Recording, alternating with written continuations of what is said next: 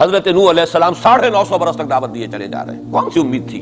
آخری وقت تک کوئی امید بن نہیں آئی، کوئی امید تھی نہیں. 950 برس کوئی تصور ہم نہیں کر سکتے دعوت دے رہے، اس لیے کہ فرض ہے، آپ کے ذمہ ہے، آپ کو تو پہنچانا ہے. یا ایھا الرسول بلغ ما انزل الیک من ربک فإن لم تفعل فما بلغت رسالہ. اے رسول پہنچاتے رہو جو کچھ کے نازل کیا جا رہا ہے تم پر تمہارے رب کی طرف سے، تمہیں تو کرنا ہے. نتیجہ نکلے نہ نکلے، کو مانے نہ مانے، حالات بہتر ہوں یا اور بدتر ہو، اس سے بالکل لا تعلق. اس کو ہندی فلسفے میں ڈیٹیچمنٹ کہتے ہیں. اپنے آپ کو ایکشن جو ہے، ایکشن آدمی کر رہا ہے اپنے فرض کے تحت، اپنے آپ کو ڈیٹیچ کر لیجئے اس کے نتیجے سے. نتیجہ کو اچھا بھی نکلے تو خوشی بھی نہیں ہونی چاہیے، نتیجہ اگر کوئی برا نکلا تو افسوس بھی نہیں ہونا. یہ کوئی انتہا ہے، تھیوریٹیکل بات ہے. انسانی سطح پر تو یہی ہوگا کہ اچھا نتیجہ نکل رہا ہے تو کچھ نہ کچھ خوشی ہوتی ہے، فرحت ہوتی ہے، اطمینان ہوتا ہے. اور اگر کچھ دوسری صورت ہے تو پھر کچھ نہ کچھ رنج ہوتا ہے، افسوس ہوتا ہے. قرآن خود کہتا ہے فَلَعَلَّكَ بَاخِعٌ نَفْسَكَ أَلَّا يَكُونُوا مُؤْمِنِينَ. اے نبی کیا آپ اپنے آپ کو صدمے سے ہلاک کر لیں گے کہ یہ ایمان نہیں لا رہے؟ تو یہ صدمہ ہونا، رنج ہونا، دکھ ہونا، افسوس ہونا، یہ اپنی جگہ پر ہے. یا اگر کہیں کوئی کامیابی ہو جائے، حضرت عمر کے ایمان لانے کی خبر آئی تو حضور نے بھی نعرہ تکبیر بلند کیا. اب یہ ایک فوری تاثر ہے، ہونا چاہیے. آپ کو کسی چیونٹی نے کاٹا ہے کہیں سے تو فوراً ہاتھ آپ کا جو ہے وہ جنبش کھائے گا، یہ ریفلیکس ایکشن ہے، یہ ہوگا. لیکن ہندو فلسفی میں تو یہاں تک ہے کہ ڈیٹیچ کر لو اپنے آپ کو اس درجے کہ آپ کا اپنے ایکشن کے ساتھ، action for the sake of action, یا یوں کہیے کہ وہ اپنے مقصد کے تحت جو ہے آپ کام کر رہے ہیں. باقی یہ کہ کیا نتیجہ نکلتا ہے نہیں نکلتا ہے، امید افزا ہے یا مایوس کو، بالکل چھوڑ دیجیے. بہرحال اس کی ضرورت ہے، لیکن ایسے لوگ جیسا کہ میں نے عرض کیا ہوتے کم. اکثریت لوگوں کی ایسی ہوگی کہ جو کچھ نظر آتا ہو تو کچھ کام کرتے ہیں، کچھ حوصلہ بڑھتا ہے، پھر کچھ اور ہمت جو ہے بنتی ہے.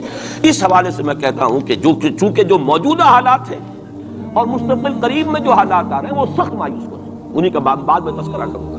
لیکن اس وقت جو ہے اگر ہم ان حدیثوں کو سامنے رکھیں گے کہ پہلی بات یہ کہ اس دنیا پر پورے عرضی پر دین کا غلبہ ہو کر رہے گا، دین حق اسی طرح نافذ ہوگا جیسے کہ حضور کے ہاتھوں نافذ ہوا ہے جزیرہ نما عرب. اور یہ جو گلوبل ڈومینیشن ہے اسلام کی، یہ ایک تو اس سے بھی ثابت ہے کہ 3 مرتبہ قرآن میں فرمایا گیا هو الذی ارسل رسولہ بالہدی ودین الحق لیظہرہ علی الدین کلہ.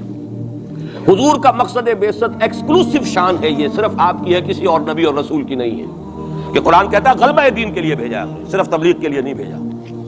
باقی تمام انبیاء صرف تبلیغ کے لیے آئے، تبلیغ، تذکیر، تبشیر، تذکیر، نصیحت، جو بھی کہیں، تعلیم، تزکیہ. لیکن غلبہ دین کا لفظ صرف محمد الرسول اللہ صلی اللہ علیہ وسلم کے بارے میں آیا اور 3 مرتبہ آیا، کسی اور نبی کے لیے 1 مرتبہ بھی نہیں. اور دوسری بات یہ بھی قرآن کے محکمات میں سے ہے کہ وَمَا أَرْسَلْنَاكَ إِلَّا كَافَّةً لِلنَّاسِ بَشِيرًا وَنَذِيرًا. ہم نے نہیں بھیجا ہے محمد آپ کو مگر تمام نوع انسانی کے لیے، پوری نوع انسانی کی. گویا کہ پورے عالم انسانیت پر غلبہ دین ہوگا تو بعثت محمدی کی تکمیل ہوگی. پورے عالم جب بھیجا گیا پورے عالم انسانی کے لیے، اس اعتبار سے بھی صغرا کبرا جوڑیے تو اس کا نتیجہ نکلتا ہے. باقی یہ کہ حضور نے وضاحت کے ساتھ وہ احادیث جو ہیں جیسے میں نے کیا، میں نے بارہا آپ کو سنائی ہے. حضور نے 5 دور گنوائے ہیں: دور نبوت، دور خلافت علی منہاج النبوہ، حدیث کا ٹیکسٹ میں بیان نہیں کر رہا وقت کی کمی کی وجہ سے. پھر دور ایسی ملوکیت کا جو کٹ کھنی ہوگی، ظالم، کاٹ کھانے والی. پھر دور ایسی ملوکیت کا جو جبری ہوگی. یہ میرے نزدیک جو غلامی کا دور ہمارا گزر چکا ہے اور ابھی ہے، پارشلی ختم ہوا، پارشلی باقی ہے. براہ راست جو ہے ویسٹرن امپیریلسٹ پاورز جو ہیں وہ یہاں سے چلی گئی ہیں، ان کی فوجیں موجود نہیں ہیں ہمارے ہاں. لیکن یہ کہ ان کی تہذیب، ان کا تمدن، ان کا فکر، ان کے نظریات، ان کے فلسفے، ان کی سوچ، ان کا طرز بود و باش، انہی کا لباس، انہی کی صفت، یہ سب کچھ موجود ہے. اور ٹیکنالوجی میں، علم میں اور معاشیات میں ہم بالکل بھکاریوں کی طرح ان کے سامنے ہاتھ پھیلانے پر مجبور ہیں. تو وہ ختم نہیں ہوا چوتھا دور، بلکہ در حقیقت یہ کہ انٹرم پیریڈ ہے چوتھے اور 5ویں کے درمیان. اور 5واں آپ نے فرمایا ثم تکون خلافت علی منہاج النبوہ، پھر 5واں دور آئے گا خلافت علی منہاج النبوہ کا. اور اس وقت گویا کہ پوری جو یہ عالم انسانیت ہے یہ اس چوتھے اور 5ویں دور کے درمیان میں ہے. یہ ایک درمیان کا عرصہ ہے، نو مینز لینڈ کہہ لیجئے اس کو، یا یہ کہ برزخی یہ دور ہے. وہ جو دور تھا امپیریلزم کا، مغربی امپیریلزم، غیر مسلموں کی ہم پر حکومت، ملکن جبرین، اور وہ خلافت علی منہاج النبوہ.